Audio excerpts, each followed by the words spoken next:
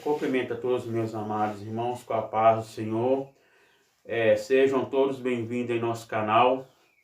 Você que não se inscreveu ainda, se inscreva em nosso canal, ativa o sininho, deixa abaixo seu comentário, amém? Que Deus abençoe você e toda a sua família. Amados, nós estamos estudando a Escola Bíblica Dominical nesse quarto trimestre com o seguinte tema: a fragilidade humana e a soberania divina, o sofrimento e a restauração de Jó, amém?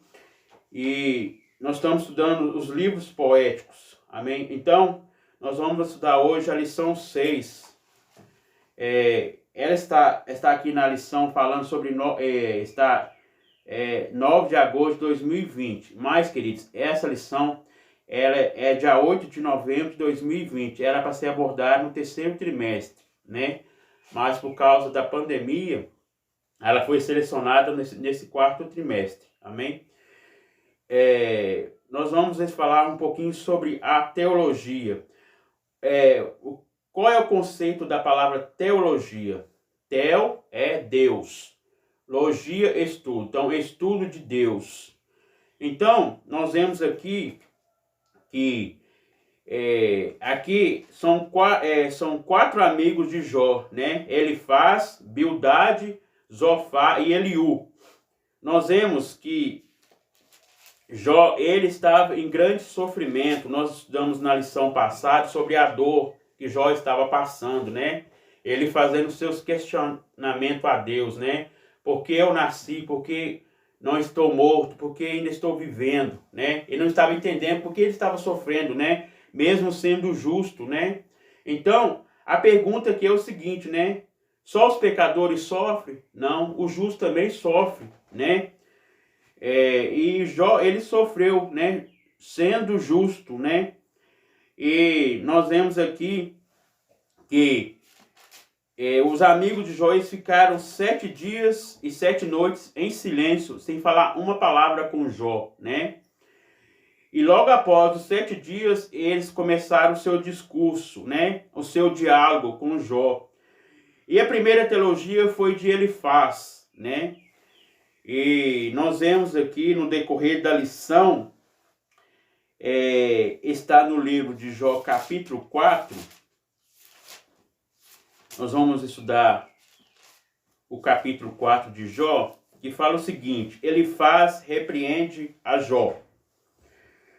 Então, queridos, Jó, ele estava sendo repreendido pelo Elifaz. Nós sabemos que Elifaz, ele era teólogo, né?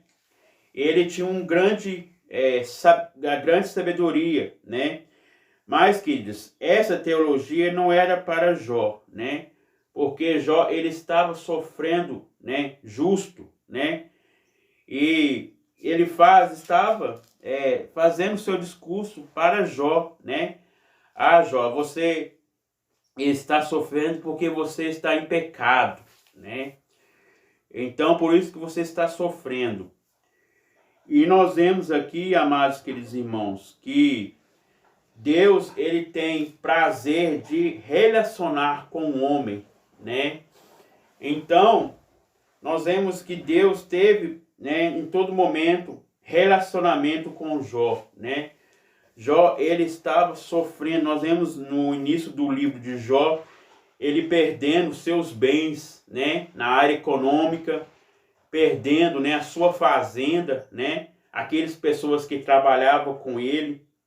Nós vemos também ele perdendo seus filhos, né? Ele tinha 7 filhos e 3 filhas. E nós vemos que ele perdeu em um só dia, né? Veio aquela destruição, né? Os seus filhos estavam fazendo festa na casa, né, do seu irmão mais velho, né? E veio um grande redemoinho, né? Destruindo a casa inteira, né? Derrubando a casa, e os seus filhos que estavam ali morreram. E nós vemos, amados queridos irmãos, que Jó, quando recebeu a notícia, né, da tragédia, né, dos seus filhos, o que a Bíblia diz? Ele rasgou as suas vestes, raspou o seu cabelo e prostrou em terra e adorou, né? Então, Jó, ele adorou ao Senhor. Então, no capítulo 4, já fala, né, sobre, ele faz, né, que eram uns amigos que Jó, né, estava sempre acompanhando a ele, né, mas na hora da dificuldade, né, estava ali acusando a ele, né. E nós vemos, queridos, que no capítulo 5, ele exorta Jó que busque a Deus, né? Nós vemos que Jó, ele estava em aflição, né? E ele não estava sabendo o que estava acontecendo, né? Por causa de tanto sofrimento, né? Mas Deus, ele trabalha no silêncio, né? Deus estava trabalhando na vida de Jó. E Jó também, ele era sábio, né? E aqui fala, então, Jó capítulo 4, na leitura bíblica em casa, eu vou ler aqui, queridos, na revista. E você que não tem a revista, lê na Bíblia. É Jó 4, de 1 a 8. Fala o seguinte: então respondeu Elifaz, o temanita, e disse. Então, Elifaz é um dos filhos de Esaú, né? Depois, lê lá, queridos, Gênesis capítulo 36, versículo 12. Então, continuando aqui. Se tentarmos falar assim, enfadar-se-á, mas quem poderá conceder essas palavras? Eis que ensinaste a muitos e esforçaste as mãos fracas. As tuas palavras levantaram os que tropeçaram e os joelhos desse valente fortificaste. Então, queridos, nós vemos aqui que aqui se fala sobre a lei da semeadura, né? Que fala o que o homem planta, colhe, né? Isto é bíblico, né? Isso é verdade, né? Mas, queridos, o que o Jó está fazendo não é nessa teologia, né? Porque o Jó, ele não estava plantando, ele não estava em pecado, né? Ele estava em provação, né? E nós vemos que aqui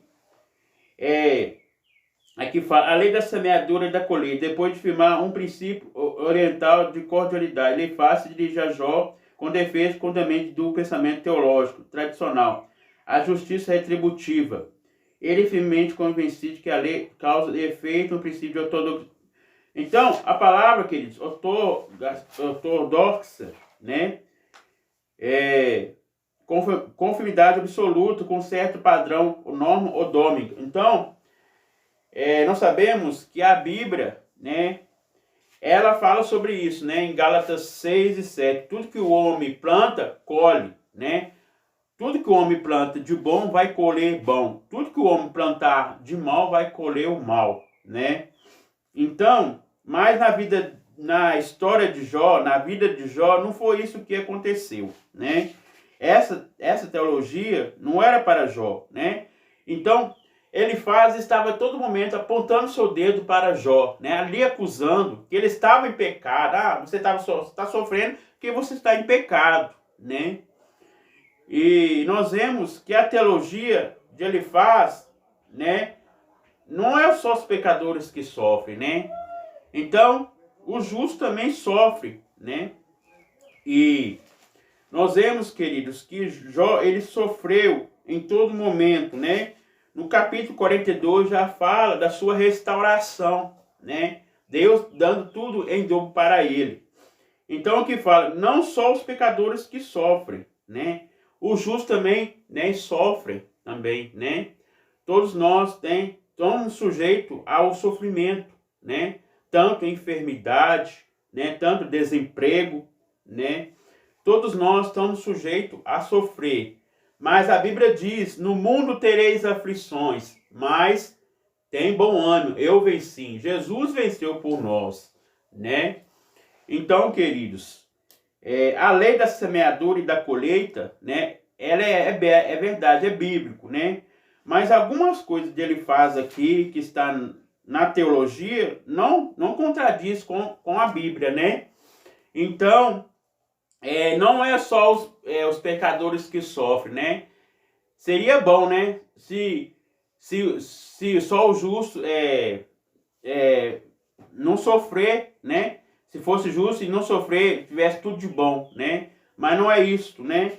o justo e os pecadores sofrem, né? Em Salmos 1 e 6, lê para nós, vamos ler aqui, queridos. Salmos 1 e 6, para nós encerrar aqui e orar com os irmãos, amém? Fala o seguinte: porque o Senhor conhece o caminho do justo, mas o caminho dos ímpios perecerá. Então, queridos, aqui fala que Deus é bom e justo, recompensa os bons e pune os maus, né? Então, Deus, ele é bom para os justos, né? E pune aos ímpios, né? Então, queridos, não é, aqui fala, né? Porque os justos, né? Sofrem e os ímpios prosperam, né?